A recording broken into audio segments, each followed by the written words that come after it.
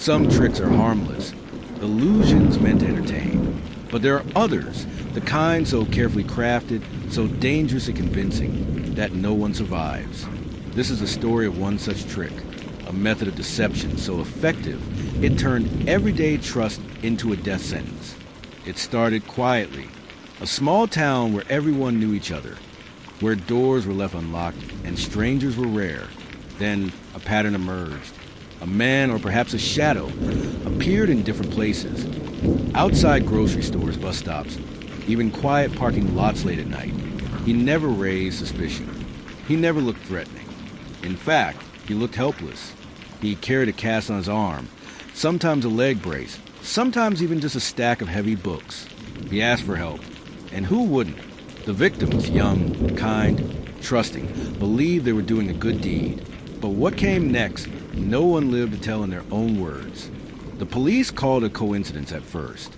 People vanish all the time, they said, but soon the stories aligned. Each missing person had last been seen with a man who seemed to need help. Each one stepped into his trap, a trick so simple, yet so perfect that no one walked away. It wasn't violence at first sight. It wasn't chaos. It was calm, calculated, almost gentle, until the moment it wasn't. Witnesses who caught glimpses described the same eerie pattern. A man struggling with bags. A request for help loading something into his car. A soft smile. A polite tone. Nothing to fear, or so it seemed. The trick was never the same twice. But the outcome always was, they disappeared. By the time investigators connected the dots, the list of missing had grown. What haunted them most wasn't just the disappearances, but how ordinary the trick was, how easy it was to fall into. And then a break came, not from a witness, but from something left behind. A single object, misplaced, that shouldn't have been there at all. Asterisk. It was a clue that changed everything. The first real sign that the predator wasn't just a shadow. He was someone hiding in plain sight. But as the investigators closed in, they realized the trick wasn't finished. In fact, it had only just begun. Asterisk. We uncovered the trick, a simple request for help, designed to disarm and destroy. Victims vanished without a trace. But then, investigators found something. A clue that as the recordings were analyzed, detectives realized it wasn't just one voice. There were variations, different tones, different disguises. But it was always the same person, the same predator. He had been recording himself, practicing, perfecting the trick until it was flawless. But that wasn't the most disturbing part.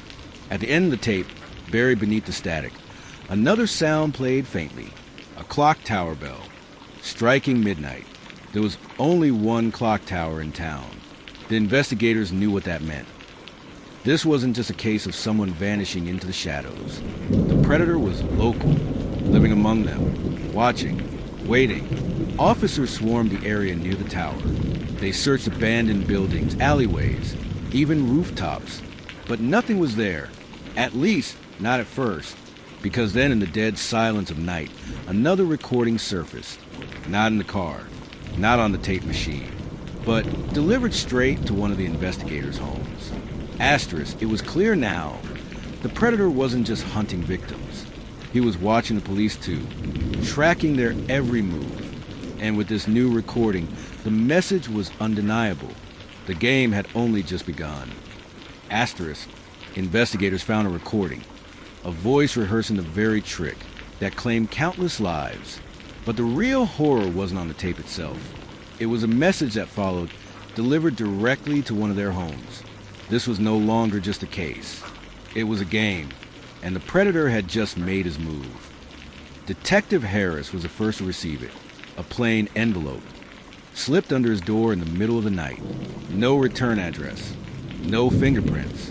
Inside, a cassette. When he pressed play, the same calm voice filled the room. Detective Harris, you're working late. Careful, the trick works on everyone. Then laughter, low, measured, controlled. The message was clear. The predator wasn't just ahead of them. He was watching, studying their every move. The investigation wasn't closing in on him. He was closing in on them. Other officers soon reported strange occurrences. Phones ringing once, then cutting out. Unmarked cars spotted near their homes. Personal items slightly moved, but never taken. It wasn't just intimidation. It was proof that the predator could reach them anytime he wanted. The department doubled security. Families of investigators were relocated. But even with every precaution, the predator stayed one step ahead. Because then came the second tape. This one wasn't delivered to a home. It was left inside the precinct itself. Hidden in plain sight on a detective's desk.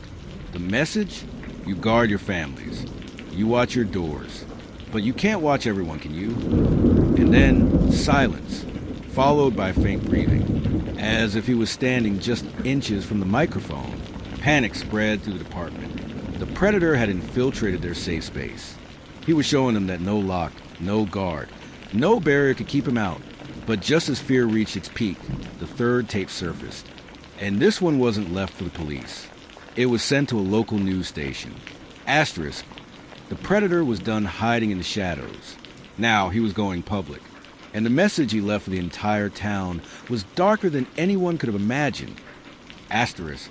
The predator turned his game toward the investigators, slipping tapes into their homes, their precinct, their lives. But the game was no longer private. The next recording didn't target the police. It was sent to public, and the entire town would never be the same.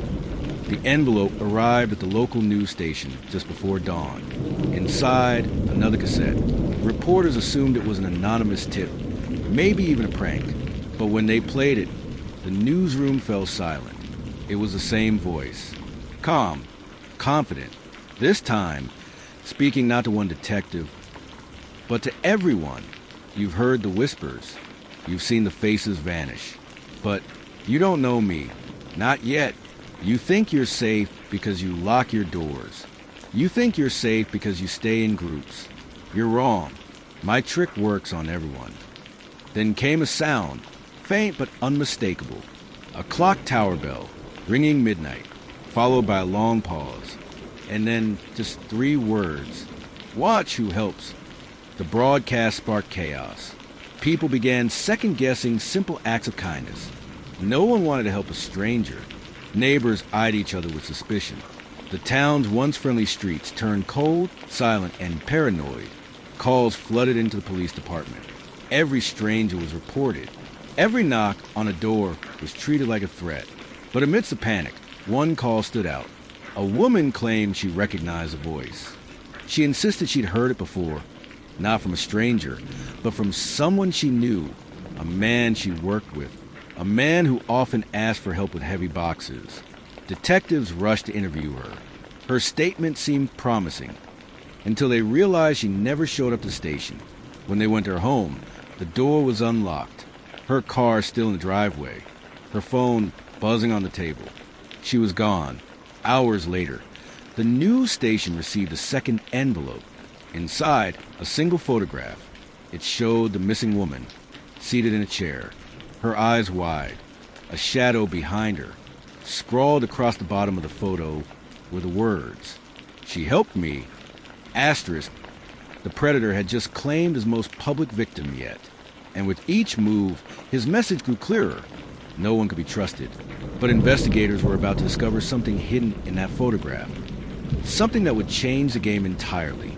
The predator went public, sending a chilling tape to the news station. Soon after, a woman who claimed to recognize his voice vanished, and hours later, her photograph arrived. But hidden in that image was something the predator never intended to reveal.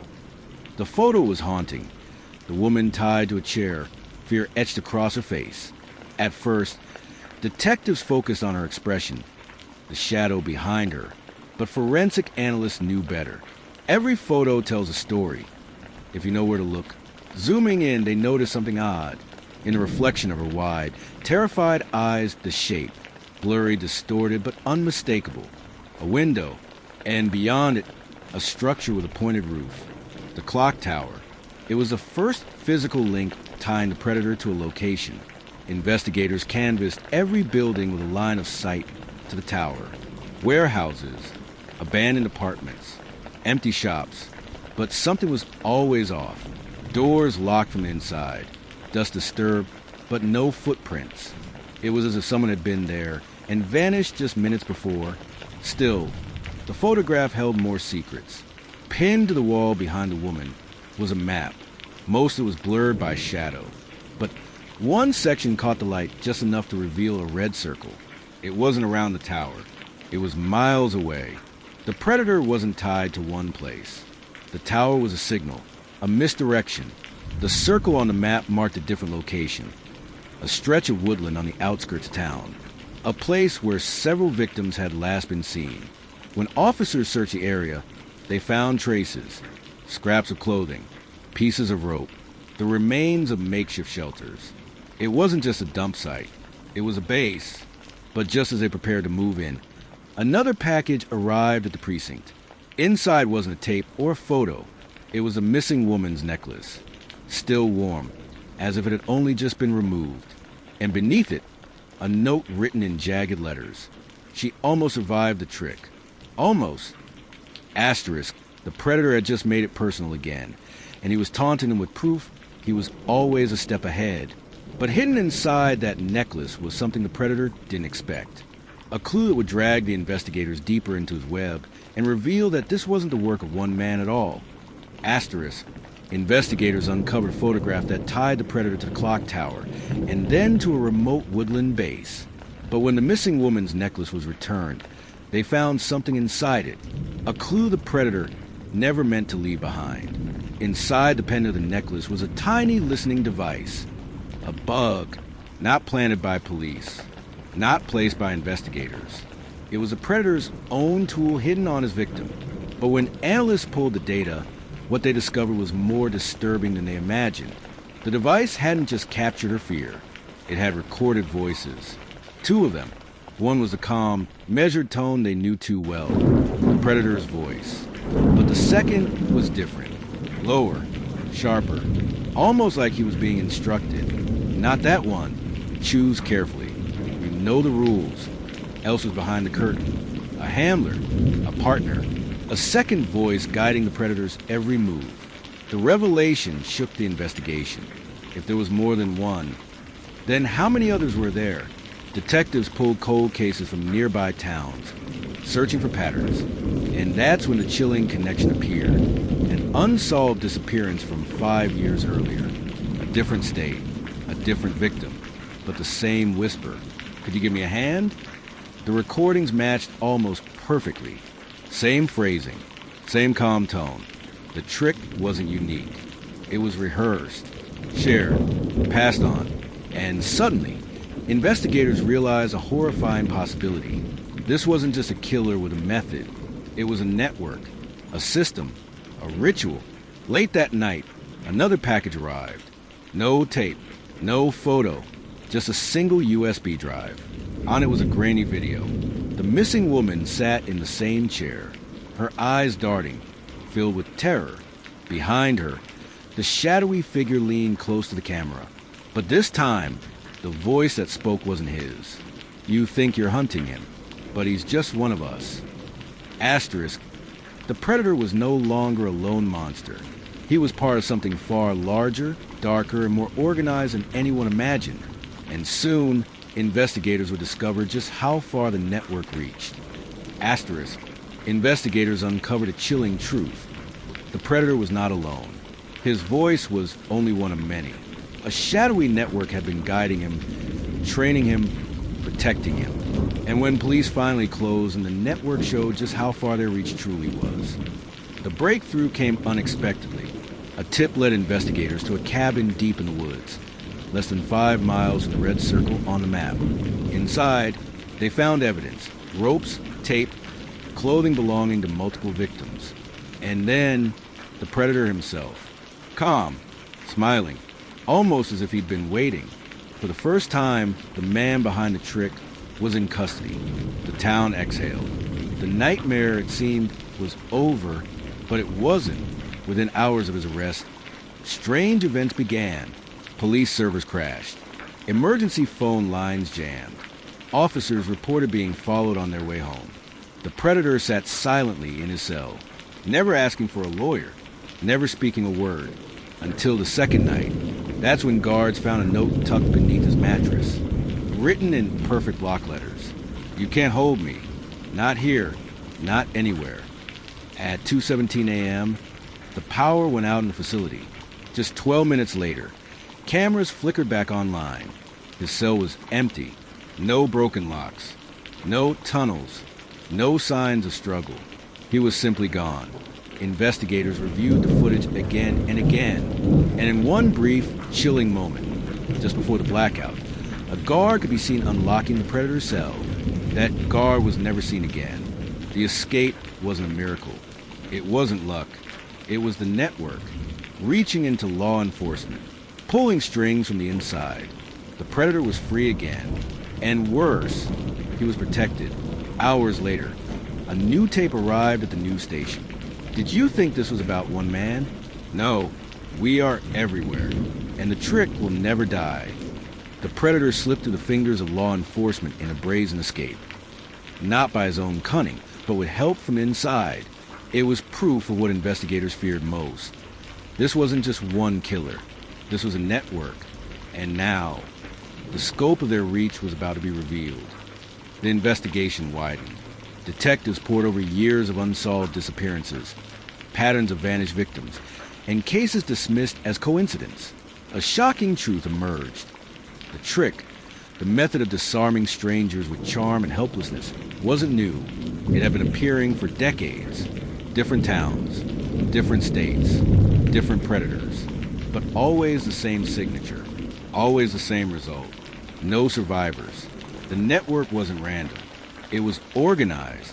Victims were chosen carefully, often people with no close family. No one would fight too hard to find them. Investigators traced financial records, rental properties, and false identities. They uncovered a pattern of safe houses, abandoned buildings, cabins, storage units, all rented under fake names, each tied to the same shell company. And that shell company, it led back to a single entity, the Foundation. The Foundation appeared legitimate on paper, a charity group, a scholarship fund, a name that popped up in quiet corners of cities across the country. But in reality, it was something darker, a cover, a mask hiding the network's operations. And inside one of their abandoned offices, investigators made their most disturbing find yet. A wall covered in photographs, dozens of them, men and women, all ages, all backgrounds, each photo marked with a symbol. Some had a single slash, others had two, a few had three, but one detail froze investigators cold. The last photo on the wall wasn't a victim. It was a detective, Detective Harris, the very man who first received the predator's tape, his face circled in red, 3 slashes beneath it. The predator hadn't just returned to the hunt. The network had chosen its next target. Asterisk, the walls of secrecy had begun to crack, exposing a network that had operated in the shadows for generations. But with every revelation, the danger grew closer, because now the hunters themselves were marked for the trick. Asterisk, investigators uncovered a wall of photographs hidden in an abandoned office. It was proof of a network called a Foundation, and their reach spanned decades. But the most chilling detail wasn't the victims on that wall. It was a final photograph, a detective circled in red. The hunters had just become hunted. Detective Harris couldn't shake the image. His own face pinned to a wall, slashes carved beneath it. It wasn't just a threat, it was a countdown. Within days, the warning became reality. Late one night, Harris noticed his car alarm blaring. When he stepped outside, the street was empty, nothing but shadows. But the next morning, he found something on his windshield, a cassette tape. On it, a familiar voice whispered, "Even you will help me." The team rallied to protect him. Extra patrols, surveillance, even 24-hour watch. But one by one, other detectives began noticing strange signs. Personal belongings moved slightly in their homes. Footsteps in the hallways of the precinct long after everyone had left. Phone calls with only silence on the other end. It wasn't just Harris. They were all marked. And then came the first strike. Detective Ruiz, one of the lead investigators, failed to check in during his night shift. When officers searched his patrol car, they found abandoned on the edge of town. The driver's door was open, engine still running. On the passenger seat sat his badge, snapped clean in half, and taped to the steering wheel, a note scrawled in the same jagged hand as before. One down. The department went into lockdown. Every officer accounted for, every lead pursued. But deep down, they knew the truth. The network was already inside their walls. And as the pressure mounted, another package arrived at the precinct. This time, not a tape, not a photo, a live feed. Asterisk, the screen flickered on, showing Detective Ruiz. Alive, bound, and behind him, more shadows moving in the dark. For the first time, the network was no longer a ghost story. It was real, it was watching, and it had just begun its hunt for the hunters. Asterisk, the network revealed its hand. Detective Ruiz vanished during his night shift. His badge snapped in half as a warning, but when investigators thought he was gone forever, a chilling package arrived. Not a tape, not a note, a live feed. Ruiz wasn't dead. He was being watched. And now, so were they. The room fell silent as the screen flickered to life. Detective Ruiz, bound to a chair, his face bruised, his eyes wide with terror. Behind him, masked figures moved in and out of the shadows. None spoke. None revealed their faces. And then the voice returned. Distorted. Calm. Familiar. You've taken our bait. You see him now. But the game is only beginning. One of you will trade places with him. One of you already has. Investigators scrambled to trace the signal, hoping the live feed would reveal a location. But every attempt failed. The signal bounced across multiple countries, a maze of dead ends. And while they tried, Ruiz struggled against his restraints, as if urging them not to waste time. Then the camera zoomed closer, slowly, deliberately. Pinned to Ruiz's chest was a piece of paper. 3 words in bold, red ink. We are inside. The precinct erupted in panic. Officers searched every hallway, every office, convinced the threat wasn't metaphorical, but literal. And just as the building went into lockdown, a second feed appeared on the screen. This time, it wasn't Ruiz. It was the precinct itself. The camera's angle showed the squad room, the very room they were standing in. Someone was watching them from inside their own walls. Asterisk, the investigators were no longer chasing shadows. The shadows were inside with them, turned their own safe haven into a trap. And the next broadcast would force them to choose who lived and who died. Asterisk, investigators realized the network's threats were no longer distant. The live feed showed Detective Ruiz in captivity, but also revealed something far more terrifying. Cameras were hidden inside the precinct itself. The network wasn't just watching from the outside. They were already inside the walls. Chaos erupted as officers tore through the precinct, searching for hidden cameras. Ceilings ripped open, wires yanked from walls, desks overturned. But the feed never cut out. Every movement they made was still being broadcast. On screen, Ruiz lifted his head. He tried to speak, his muffled words barely audible. Investigators leaned in close, straining to hear. One word slipped through the static. Run. Suddenly, the screen went black. For 5 seconds, nothing. Then, a message appeared in stark white letters. One of you is ours. The room froze. Everyone looked at each other. Suspicion replaced fear. The network hadn't just planted cameras. They had planted a person. Minutes later, a second message appeared. Choose by dawn or we'll choose for you. No explanation. No names.